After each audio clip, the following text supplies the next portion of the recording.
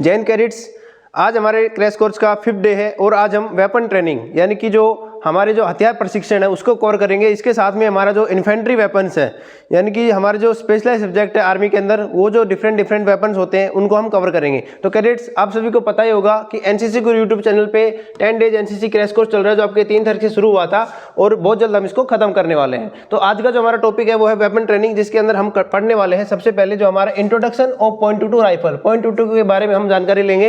Next हमारा जो handling of .22 rifle, .22 जो राइफल होती है आपकी, उसको हम किस तरह से हैंडल करेंगे, किस तरह से उसको लेके चलना है, क्या साफ सफाई के तरीके होते हैं। नेक्स्ट हमारा है range procedure and theory of group, यानी कि जो हमारा रेंज होती है, जो शॉर्ट रेंज होती है, लॉन्ग रेंज होती है, उसके ऊपर हमारी क्या ड्रिल होती है, क्या कार्रवाई करते हैं। और जो हमारा ग्रुपिंग है, एक जो हमारा main point of intact MPI आता है, एक हमारा ग्रुपिंग या ग्रुप कैपेसिटी आता है, ग्रुपिंग बनती है जो 5 गोली एक साथ लगती है, जहाँ पे वो जो ग्रुप बनता है उसके बारे में हम जानकारी लेंगे। और जो हमारा शॉर्ट रेंज फायरिंग होती है उसको हम किस तरह से हम कार्रवाई को अंजाम देते हैं, ये सारी हम इस वेपन ट्रेनिंग के चैप्टर के अंदर हम कवर करने वाले हैं।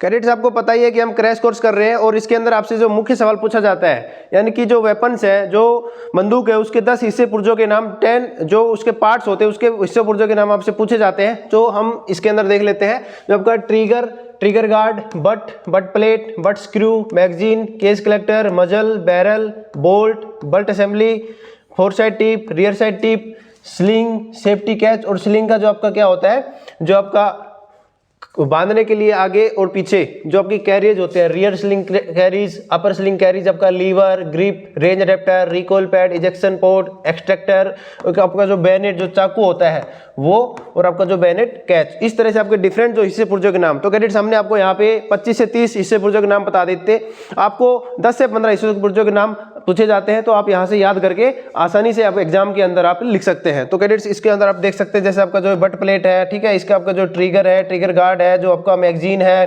फिर एक होता है कैडेट्स जो कैरिंग जो हैंडल होता है, यानी कि हथियार को ऐसे पकड़ के ले जाने के लिए जो हथियार वो जो जगह होती है उसको कैरिंग हैंडल होता है। फिर आपका एक देख सकते हैं कैडेट्स जो आपका फोल्डिंग बाईपोड, यानी कि अगर 2 है तो ये क्या हो जाएगा बाईपोड, अगर 3 जो उसकी टांग है तो क्या हो जाएगा ट्राईपोड।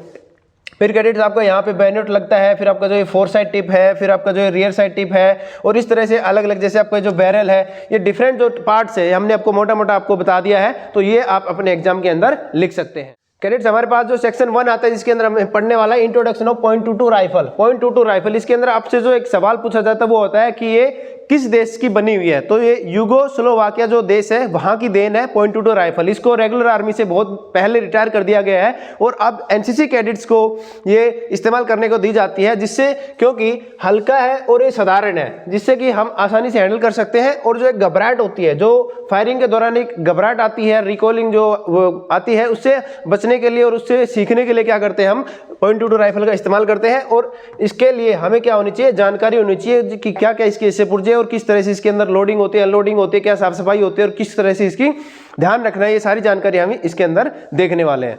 कैडेट्स, इसके बाद में हमारे पास में वेपन ट्रेनिंग से बहुत सारे क्वेश्चन आते हैं और उसको हम देख लेते हैं एक एक करके। जो हमारा .22 है उसके अंदर क्या क्या क्वेश्चन पूछ सकते हैं, आपके फिल इन द ब्लैंक्स में आ सकते हैं, आपके बड़े क्वेश्चंस में भी आ सकते हैं और आपसे ये पूछे जाएंगे जिस तरह से आपका जो लेंथ है। तो कैडेट्स, इससे पहले हम आपको बता दें कि जो हमारी .22 राइफल है वो 2 प्रकार की होती है। वो कौन कौन सी होती है, एक तो आपका .22 मार्क 4 होती है और एक आपकी क्या होती है डिलक्स होती है। यानी कि आपका .22 मार्क 4 और .22 डिलक्स। .22 मार्क 4 के अंदर क्या होता है, आपकी पूरी लकड़ी की बनी होती है, अंदर जो बैरल होती है उसके एम्बेडेड होती है। लेकिन जो हमारी डिलक्स जो है उसके अंदर आपकी जो बैरल है वो आगे अलग से विदाउट लकड़ी की सपोर्ट के लगी होती है। तो इसके अंदर हम देखेंगे, कंपैरिजन करते हुए चलेंगे। जो लेंथ है वो दोनों की इक्वल सी है, लेकिन जो आपका .22 मार्क 4 है वो 45 इंच की है और जो आपका डिलक्स है वो 43 इंच की है। नेक्स्ट जो हमारा इसका वजन होता है वो 3.93 kg होता है, इसके अंदर 2.78 kg होता है। इसके अंदर आप वजन के अंदर डिफरेंस क्यों देख पा रहे हैं, क्योंकि यहाँ पे पूरा लकड़ी से बना होता है और आगे जो बैरल होती है वो तो ऑब्वियसली अलग मटेरियल की बनी होती है, लेकिन जो लकड़ी है इसमें ज्यादा इस्तेमाल की होती है और इसमें आगे जो है बैरल अलग से होती है। तो इसलिए यहाँ पे क्या होगा कैडेट्स, आपका जो वजन है वो कम हो जाएगा। नेक्स्ट हमारा जो मैगजीन कैपेसिटी है वो 10 राउंड और इसकी 5 राउंड है। हालांकि अगर हम देखें कि जो .22 जो राइफल होती है इसके अंदर मैगजीन डलती नहीं, इसके अंदर केस कलेक्टर होता है और हमें एक एक करके गोली को डालना होता है, जो आगे हम देखेंगे। लेकिन फिर भी अगर पूछ लिया जाए तो आपके 10 राउंड्स और इसके 5 राउंड्स। जो आपकी मजल वेलोसिटी है वो 2700 पर सेकंड है और इसकी 2700 पर सेकंड दोनों की बराबर ही है। आपका जो ग्रूज होते हैं बैरल के अंदर, इसके अंदर 6 होते हैं और इसके अंदर भी 6 होते हैं। फिर हमारा जो इफेक्टिव रेंज है यानी कि कितनी दूरी तक ये फायर कर सकती है, तो हमारा क्या हो जाएगा 25 यार्ड्स, 25 यार्ड दोनों की बराबर है। और अगर इसको हम बात करें 25 यार्ड्स यानी कि 25 गज की बात कर रहे हैं। फिर हमारा जो मैक्सिमम रेंज है वो हमारी कितनी अचीव कर सकती है इसके अंदर, 1700 यार्ड, 1700 गज तक हम इसके अंदर फायरिंग अचीव कर सकते हैं। जो हमारा 33 एंगल पे क्या करना पड़ेगा, इसको एलिवेट करना पड़ेगा, जो कि दोनों का बराबर सही है।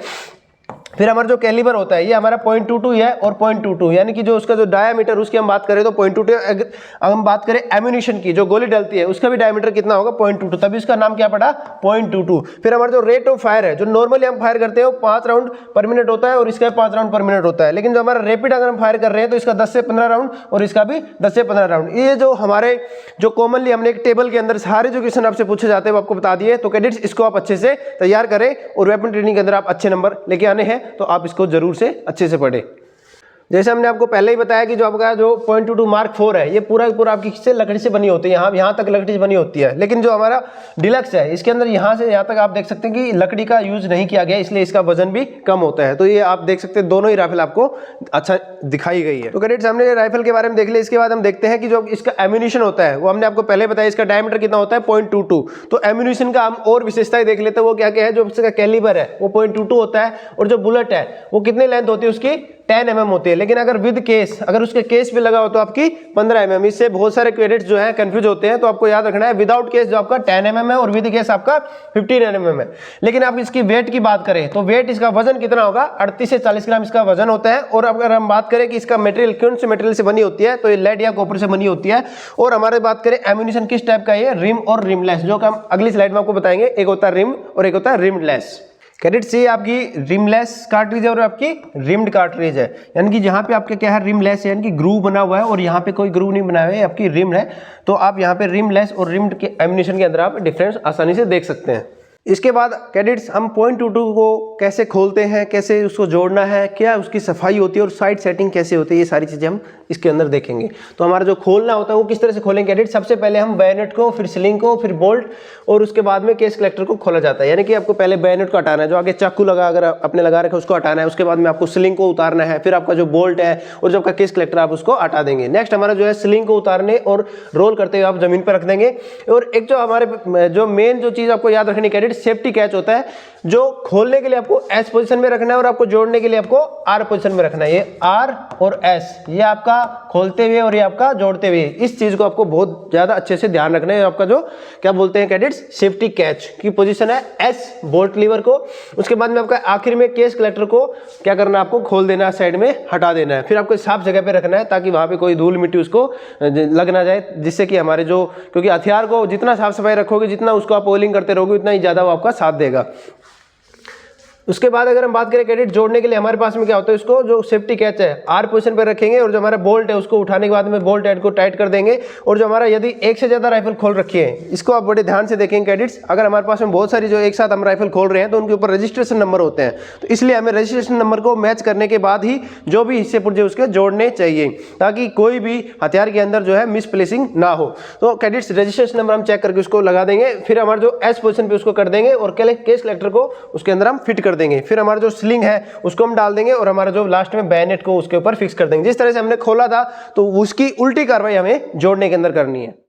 कैडेट्स अब हम देख लेते हैं साइड सेटिंग किस तरह से करते हैं। तो साइड सेट करने के लिए थंब स्प्रिंग को प्रेस करते हैं, उसके बाद में साइड को सेट करते हैं और मजल की तरफ ले जाने से रेंज बढ़ती है। यानी कि उसको अगर हम जो हमारा क्या बोलते हैं स्प्रिंग है, थंब स्प्रिंग को अगर हम मजल की तरफ ले जाएंगे उसकी रेंज बढ़ेगी। तो हम देख लेते हैं कैडेट्स अब जो सफाई करने का तरीका क्या है। अब इसके अंदर आप देखेंगे 3 जगह पे, यानी कि 3 तरीके से सफाई होती है। पहले आप आम सफाई करते हैं, यानी कि आप कोट वगैरह में रखिए तब भी आप सफाई करते हैं उसकी। फिर हमारा जो होता है फायरिंग से पहले सफाई होती है और फायरिंग के बाद सफाई होती है। इस तरह से आप 3 तरीके की इसके अंदर सफाई देखेंगे।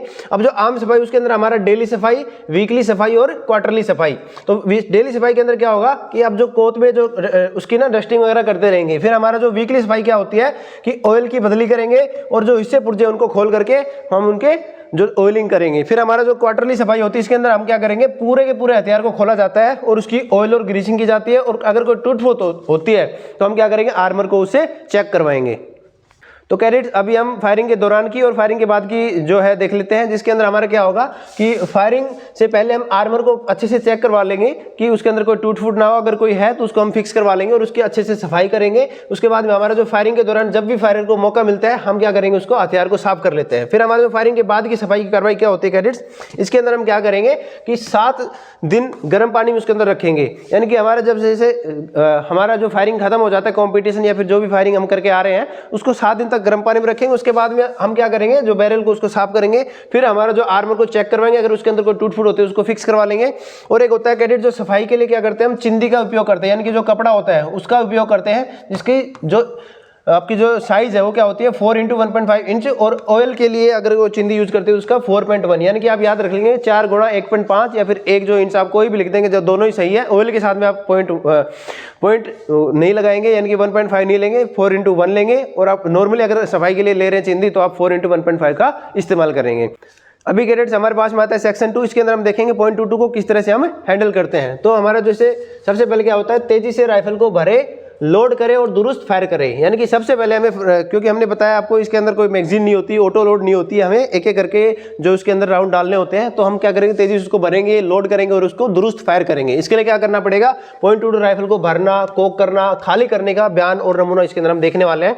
तो राइफल को भरने की जो कार्रवाई है वो किस तरह से करेंगे हम, .22 राइफल के साथ कोई भी चार्जर नहीं होता है, कोई हमें मिलता नहीं, अलग से कोई बंदा आएगा और आपको जो है राउंड डालेगा, नहीं, आपको खुद डालना है, एक एक करके आपको भरा जाता है। और भरने से पहले एम्यूनिशन को साफ कर लिया जाता है ताकि वो कोई भी अड़चन उसके अंदर ना आए।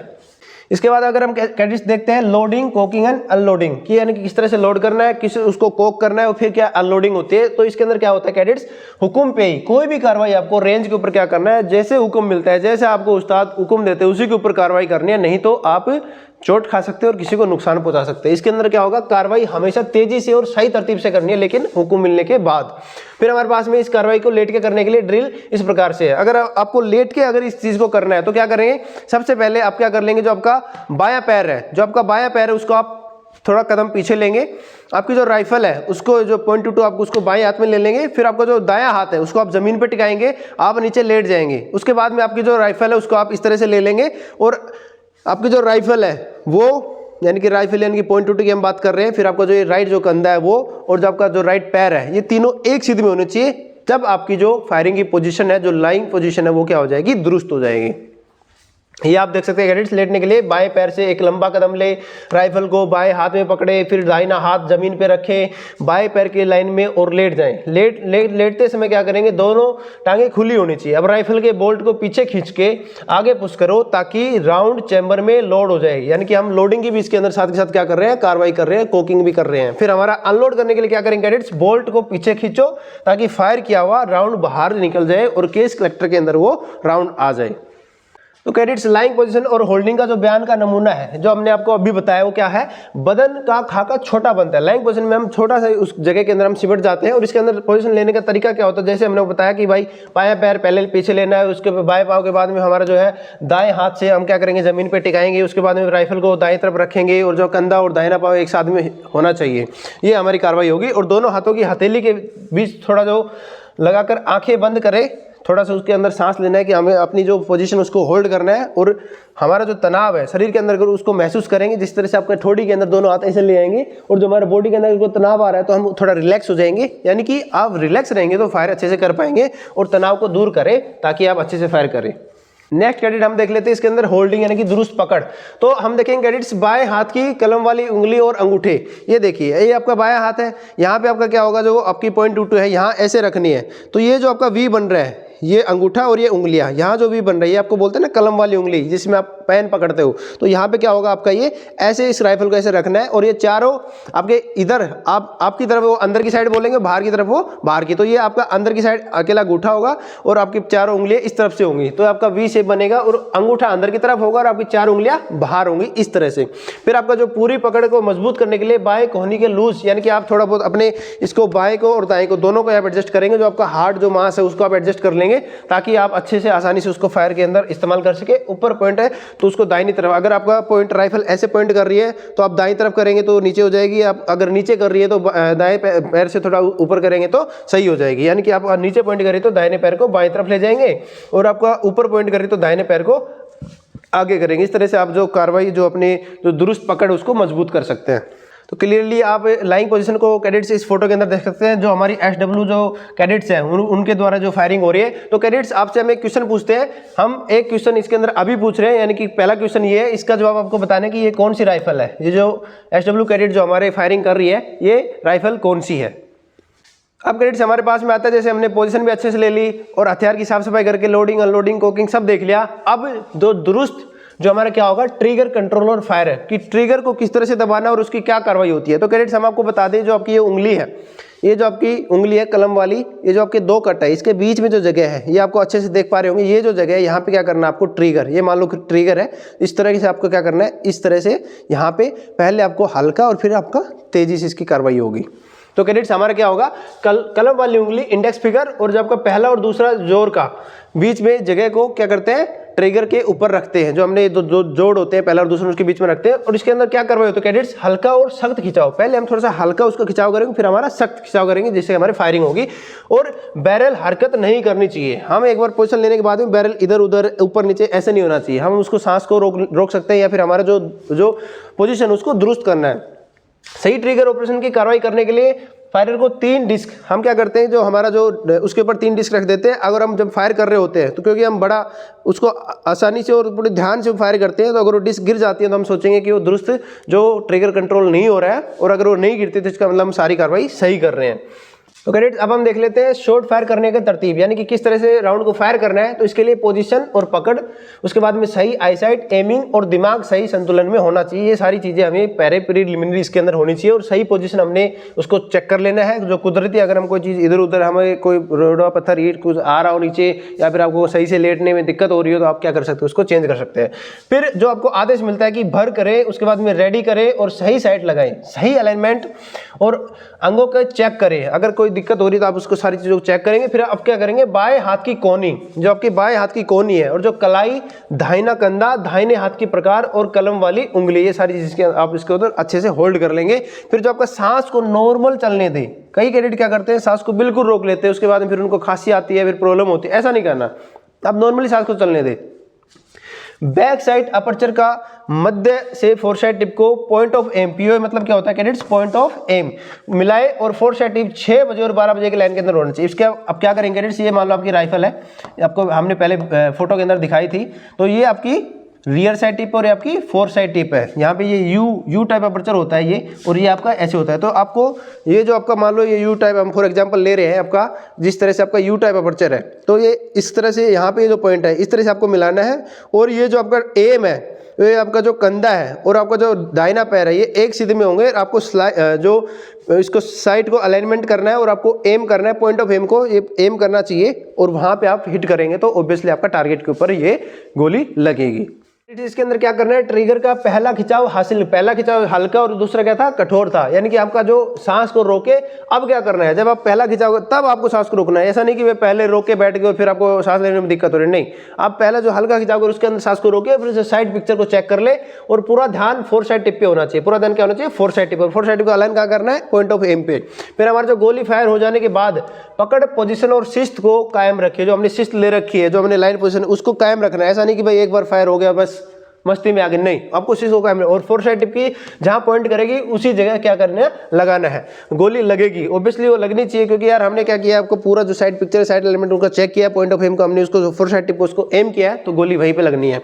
अब सांस को छोड़ दे और मार को पुकारे। गोली फायर होने से मार पुकारने तक की कार्रवाई को फॉलो थ्रू कहते हैं। ये जो आपका फॉलो थ्रू इसको कहते हैं। और जो आपकी ये कार्रवाई जो है शॉट की कार्रवाई खत्म हो गई। अब कैडेट सेक्शन 4 के अंदर हम देखेंगे कि जो रेंज ड्रिल होती है, रेंज के ऊपर क्या कार्रवाई होती है, और हमारे जो थ्योरी ऑफ ग्रुपिंग, ये ग्रुपिंग क्या चीज होती है। तो रेंज क्या होती है कैडेट्स, रेंज अलॉटमेंट का पूरा फायदा उठाने के लिए फायर से पहले समय से रेंज पर पहुंच जाए। यानी कि आप समय से पहुंचेंगे तो ऑब्वियसली आपके दिमाग में कोई भी जैसे जल्दी चलना है या फिर ऐसा करना कोई चीज़ नहीं आएगी, और आप अच्छे से जो भी वहाँ पे ड्रिल हो रही है, जो कार्रवाई हो रही है, आप उसको सुनेंगे, आदेश पे ऊपर काम करेंगे, तो ऑब्वियसली आप फायर अच्छे बन सकते हैं। इसके अंदर आपको क्या होगा, दुरुस्त रेंज ड्रिल पर अमल करना है। फिर हमारा जो फायर से पहले की तैयारियां और जरूरी बातें, फायर होने से पहले हमें क्या क्या चीज़ का ध्यान रखना है।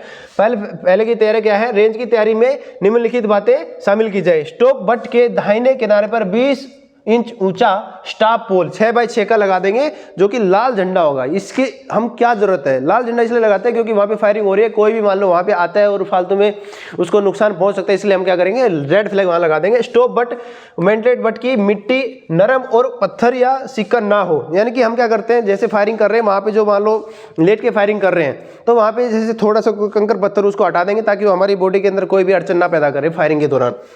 फिर हमारा जो टारगेट है वो बाहर वाले किनारे से 20 इंच अंदर होना चाहिए। फिर हमारा जो स्टॉप बट है वो 2 से 3 चौड़ी टारगेट नंबर प्लेट लगी होगी, नंबर प्लेट उसके ऊपर लगाएंगे और जो आपका मार्कर गैलरी है उसके अंदर 12 इंच का पोल जो है 4x4 का वहाँ पे लाल झंडा लगा देंगे और फायरिंग पॉइंट पर ट्रेंचेस पर फॉर्मेट के मुताबिक नरम मिट्टी से भरा सैंड बैग हो, जो सैंड बैग है उसके अंदर भी जो नरम मिट्टी होनी चाहिए ताकि वो बहुत ज़्यादा ठोस हमें एडजस्ट करने में प्रॉब्लम उसको ना आए।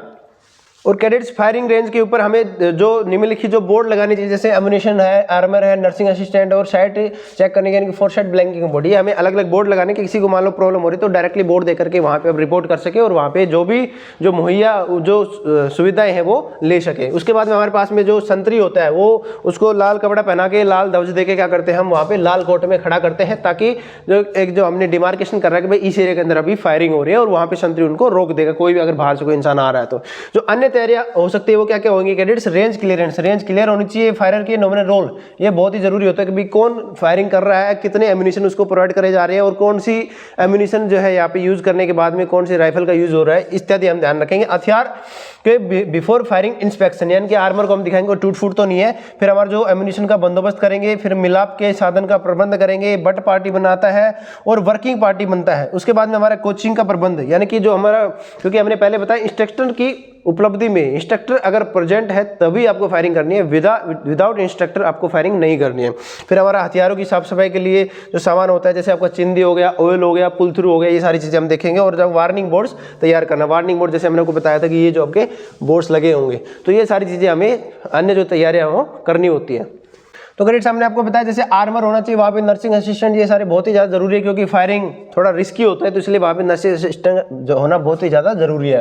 फिर आपको टारगेट तैयार करने होते हैं और आपको टेम्परेरी कैंप, अगर आप जो हमारा ओरिजिनल जो जगह है, जो यूनिट है, बटालियन जा रही है, वहाँ से अगर आप दूर जा रहे हैं तो वहाँ पे आपका जो एक टेम्परेरी कैंप आप इस्टेब्लिश करना पड़ सकता है। फिर हमारा जो डॉक्यूमेंटेशन करना पड़ता है, जैसे हमने आपको बताया कि भाई आपका जो नॉमिनल रोल बनता है, इसके अलावा हमारा जो फायरिंग पॉइंट रजिस्टर होता है, बट रजिस्टर होता है, इसके अंदर हर एक चीज़ ऐड होती है कि भाई किस दिन क्या फायरिंग हुई और कौन से बट नंबर, ये सारी चीज़ें इसकी होती है। और जो हमारा रेंज कोर्स है, नो डैमेज सर्टिफिकेट, यानी कि हम फायरिंग कर रहे हैं, आर्मर जो है नो डैमेज सर्टिफिकेट इशू करते हैं। उसके बाद में लीड डिपोजिट सर्टिफिकेट होते हैं और एम्यूनिशन और फायर्ड केस का डिटेल, यानी कि जितने भी हमने एम्यूनिशन फायर किया है उसका जो केस कलेक्टर के अंदर जो हमारा जो केस जो खाली केस है वो हमें जमा करवाने होते हैं।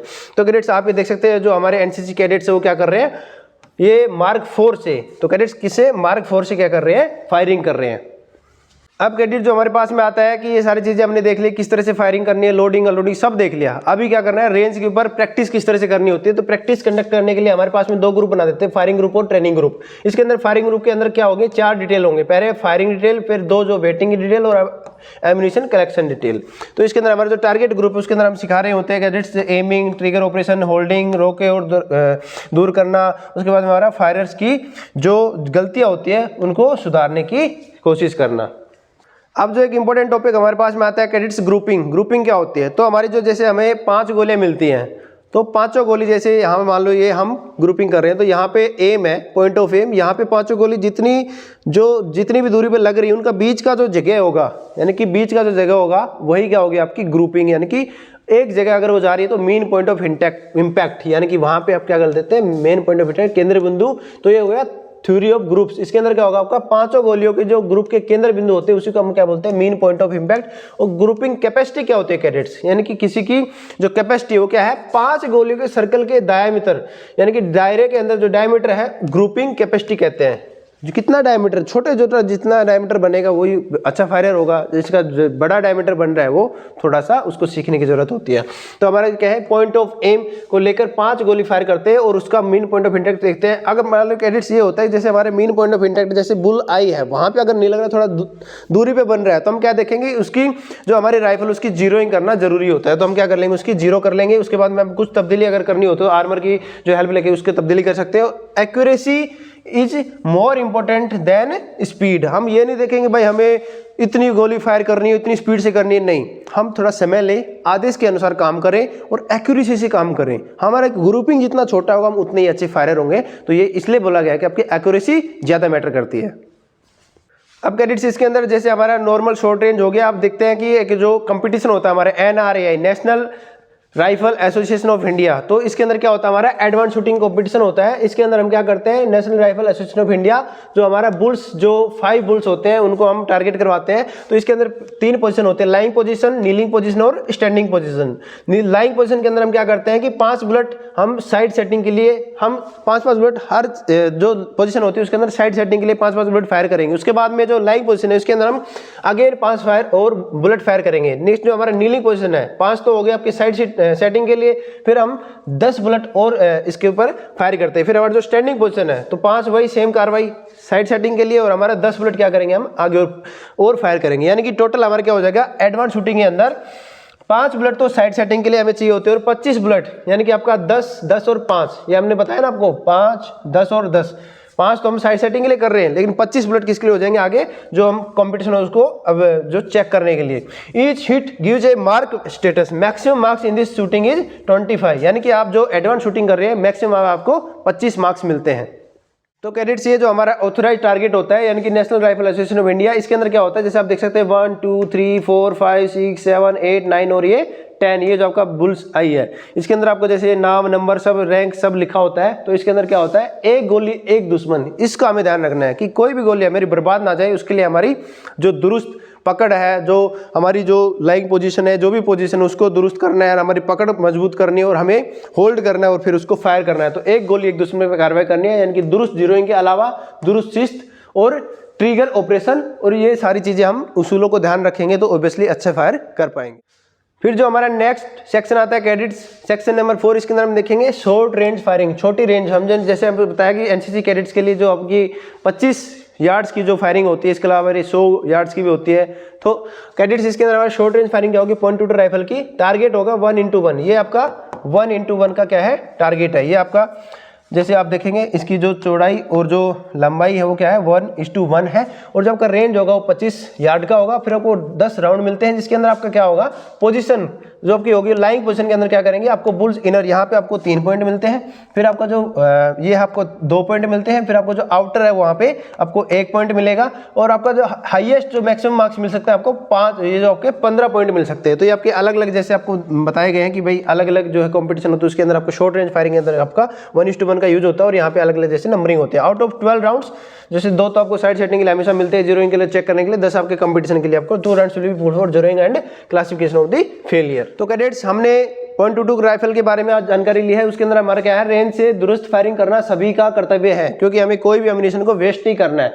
अगर गोली टारगेट पे नहीं लगती है तो क्या करेंगे तुरंत साइड में लेके आएंगे, यानी कि अगर टारगेट पे गोली नहीं लग रही तो हम उसको साइड सेटिंग करेंगे। फिर हमारा क्या होगा टारगेट पे मारना बहुत ही ज़्यादा ज़रूरी है। ये आप हम देख सकते हैं जो हमारे देश की जो नारी है SW जो कैडेट्स हैं वो जो फायरिंग कंपटीशन के अंदर क्या होते हैं बहुत अच्छा परफॉर्म। इस बार तो जैसे RDC के अंदर भी हमने देखा कि जो हमारा अमृतकाल का जो RDC है जो कर्तव्य पथ पे हमारे जो देश की जो नारी शक्ति उन्होंने कितनी दहाड़ लगाई है, पूरे विश्व के अंदर उनकी जो है वाहवाही हो रही है। तो अब देखिए कैडेट्स हम जो एक आखिरी सवाल आज इस वीडियो से हम जो आपको पूछेंगे वो ये है कि ये जो हमारी कैडेट है उनके हाथ में कौन सी राइफल है, तो आप हमें कमेंट करके बताएंगे। हम फाइनली आपको ये जैसे बता देते हैं कि आपका यू शेप जो यहाँ से अब कटा होता है, ये आपका जैसे यहाँ है तो ये कटा हुआ क्या हो गया आपका रियर साइड टिप हो गया, और आपका ये 4 साइड टिप हो गई। यहाँ से ऐसे आपको बताया था हमने कि इस तरह से आपको ये मैच करना है। तो कैडेट्स आपका जो ये जो 2 क्वेश्चन हमने पूछे, तो पहले आपसे पूछा था क्वेश्चन नंबर 1, वहाँ पे आपको बतानी थी कौन सी राइफल है, और यहाँ पे आपसे पूछे कौन सी राइफल है। तो इस तरह से आपको अपने जज्बे को हाई रखना है, और अच्छे से जिस तरह से आप फायरिंग कॉम्पिटिशन वगैरह कॉम्पिटिशन भाग लेते हैं वहाँ पर आप अच्छा परफॉर्म करते हैं, इस तरह आपका एग्जाम के अंदर भी अच्छा परफॉर्म करना है। और कैडेट्स इसी तरह से हमारा जो ये वेपन ट्रेनिंग का जो कॉमन सब्जेक्ट है वो खत्म होता है। तो कैडेट्स वी होप दैट आपको अच्छे से समझ में आया होगा। आप ज़्यादा से ज़्यादा अपने फ्रेंड्स को भी इसके बारे में बताएं कि वहाँ आकर के आप हमारे चैनल पे वीडियोस को देख सकते हैं, और मैक्सिमम आप यहाँ से मैक्सिमम जो मार्क्स की तैयारी कर सकते हैं और अल्फा ग्रेड आसानी से आप लेके आ सकते हैं। तो आज के लिए इतना ही। जय हिंद।